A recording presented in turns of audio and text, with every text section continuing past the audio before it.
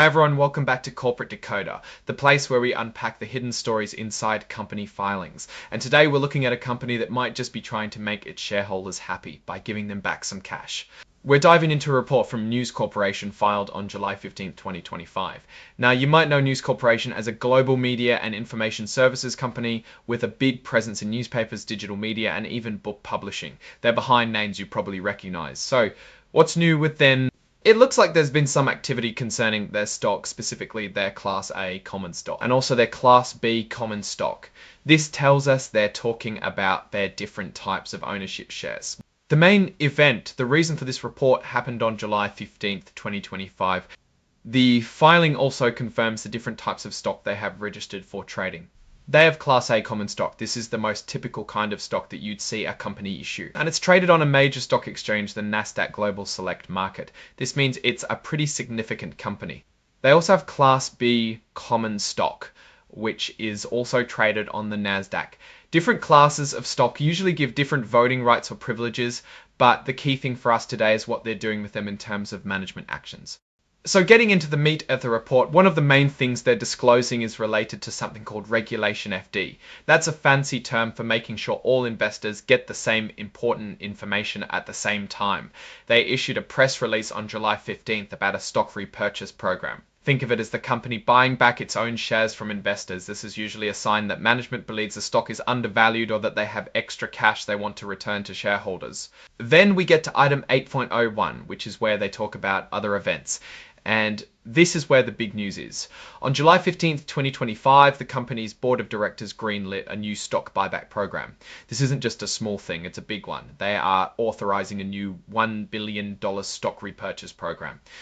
This new program covers both their Class A and Class B common stock. But here's a really important detail. This new $1 billion program is in addition to an older one.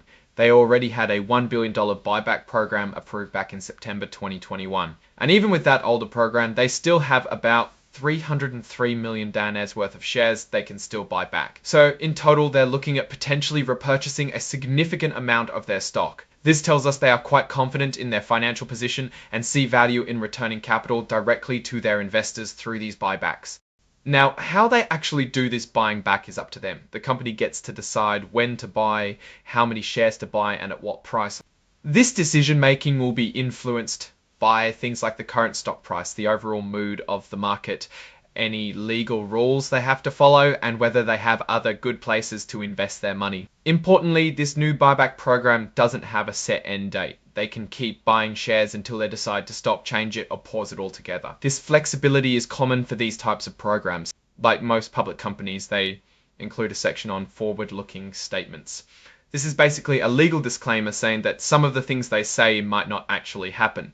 They're based on current expectations, but things can change. They specifically mentioned that actual results could be different due to market price changes, general market conditions, laws, and other risks. They also state they don't have an obligation to update these statements after the report is filed unless the law requires it. This is standard practice to protect the company from lawsuits if future events don't match their predictions. And finally, they list the exhibits that are part of this filing.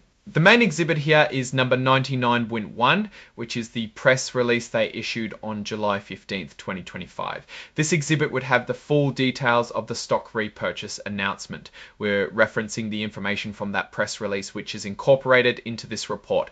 There's also exhibit 104, which is the cover page interactive data file. This is essentially the document formatted in a way that computers can easily read and process all the information, which is pretty standard for SEC filings now. And the report is signed by Michael L. Bunda, who holds a pretty senior title, Senior Vice President, Deputy General Counsel, and Corporate Secretary.